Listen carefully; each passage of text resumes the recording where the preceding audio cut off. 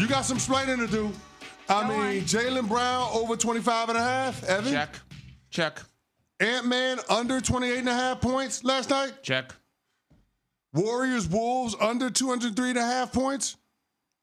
Come on, Smalls. Blame Nuno. Come on, Smalls. Blame Nuno. I ran it by him prior. You ran it by Nuno and he co-signed it? Nuno? Is that not true? This is the Unsportsmanlike Parlay, ESPN Bet. We got 2/3 of our parlay. It was also the best bet of the night. I take that seriously, Smalls. I understand that, CC, but when we did the parlay the other day and Evan's leg didn't cash out, we didn't give Evan a hard time. Sometimes. Actually, we did. We did. No. Smalls, you threw it in the group chat, right? I did. No one you approved. No one but asked kind of a question. Like, no one reacted to it. We texted on the side, and I was like, felt like it was a 50-50 chance, right? Like, as most bets are. Yeah, exactly.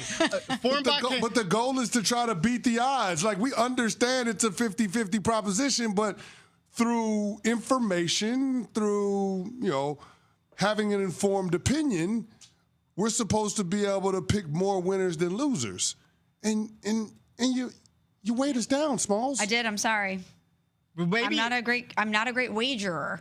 I don't know. I don't know. Gambler better. Sorry doesn't fix the lamb, Smalls. I'm so disappointed in you right now. I'm sorry. I will be better moving forward. That's Thank you. all I can say. I need you to be better moving forward. I have identified the areas of growth, and I will make adjustments, and I will be better moving forward. Nuno, can you say the same? I should have known we were in trouble because Fortenbaugh liked it. Yeah, Fortenbaugh liked exactly. it. Yeah, so I want to know what the areas of growth that you have already started working on with your gambling. Go ahead, tell us that. Don't ask me for my opinion. Well, she already gave us the areas of growth. She told us to fade the Rockies every single night. Yes, that's true. So that's an area of growth.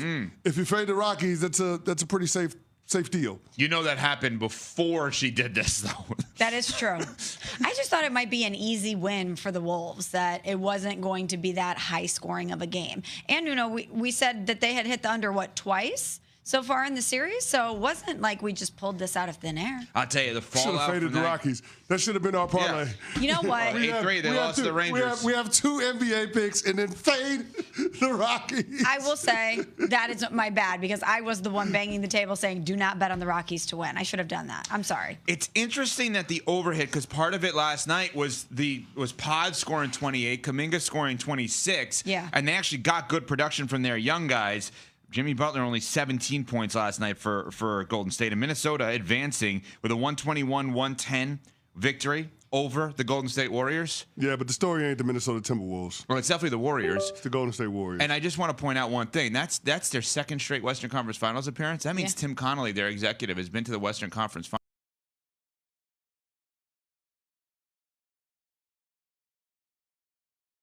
Finals 2 years in a row. You know who hasn't been to the Western Conference Finals 2 years in a row? Daryl Morey. Let me guess, Daryl Morey. You don't say. I kind of love find a way to get Daryl Morey in there. He's the best executive of all time. Just ask him. I am kind of loving that every day Evan finds a way to open the show pointing out Daryl Morey's lack of success. No, I would never do it. I love the grudge that he has with Daryl Morey. I love it, too. I love it.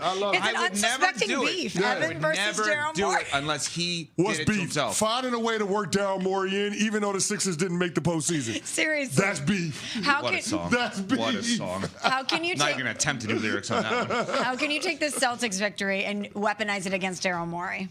Yeah, he was with the Celtics for a long period of time, and then he left. And look at their success that they've had ever since. I mean, listen, he'll find a way to turn the Philadelphia Eagles' schedule release against Daryl Morey. Go ahead. That's interesting. Okay, I'm serious. I literally went to Hembo this morning from Get Up, who's a big Eagles fan, because Nuno and I have the Eagles found a market inefficiency that the rest of us didn't see, which is I was very confused with the schedule release. Why don't they have 2 weeks in a row of home games? They do not have back-to-back home games one time, which obviously screws up travel, where you're going to be, et cetera.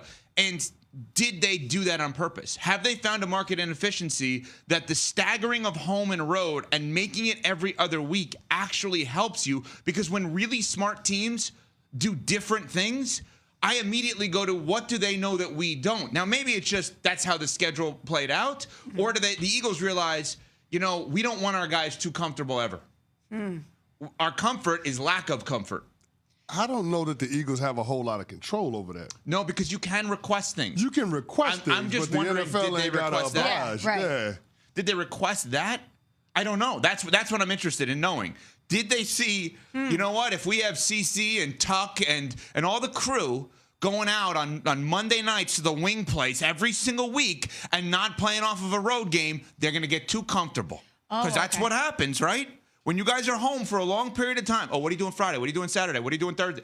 Because we're not going anywhere. We don't have to worry about packing. Right. I'm just saying. And you know which organization has been historically too comfortable? Philly. The 76ers. Oh, I was like, what? The Eagles are great. I was waiting for you to weaponize it against Daryl I was Morey. trying to figure out how you were going to bring it back to Daryl Morey. I got confused there for a second. Sorry, I should have said the 76ers. How does it come back to Daryl Morey? Yeah. Well, I mean, the Warriors now, obviously, if you look at them, they are now in Daryl Moreyville. They just fall short. Moreyville? Well, I thought it's Hardenville with Morey as the mayor. Well, yes, Morey the mayor of Hardenville? He's in that. He's the mayor of Hardenville. You're going to fight me, by the way, on the idea that the Warriors, the only way out of getting this out of whatever they are in right now is to trade Jimmy? They're going to have to. August 6th is when they're eligible to do it. To get better, they're going to have to trade Jimmy Butler. They're going to have to. I don't think they need to stop there, though. Well, they have to then they have to have the conversation with 30 and say, Steph, where are we going exactly? There's no bigger ride or die for a person than you are for Draymond Green, and he is for you. But the Cavs need him desperately. And here's what the Cavs would be willing to give us. I don't know. You want to throw out another team? If the Knicks fall apart here and lose this series, then we may say the Knicks need him desperately because they need a badass on, in that front line, so to speak. They need his grittiness. Yeah, like you're not going to get a ton in return, but there are going to be teams that are going to say we're going to need him for the next couple of years to really put the icing on the cake here. So there are those conversations to be had. Yes. Celtics are still alive. Celtics are still alive because of Derek White, because of Jaylen Brown, and because of the obvious, Luke Cornett, who was amazing last night for Boston, blocking shots left and right. And the Celtics, once again, up 20+. They win big in this game. Derek White has 34. Jaylen Brown hit that over by a 0.5, had 26 at 25.5 on ESPN. Man, it was touch and go, man. He had 22 at the start of the fourth quarter. I'm like, come on, Jaylen Brown. Come on, Jaylen Brown. Way too much. Come on, man. Then he missed a couple of free throws. Come on, Jaylen Brown. All right, so way too nervous. Let's do it.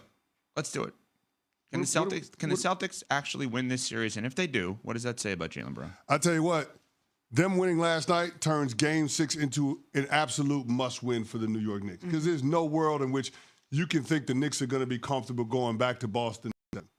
No world. And here's the thing. We should have known that Boston was going to pick up that game because we just witnessed the Cleveland Cavaliers, a 64-win team, defy playoff history by losing 3 straight home games in the conference semis.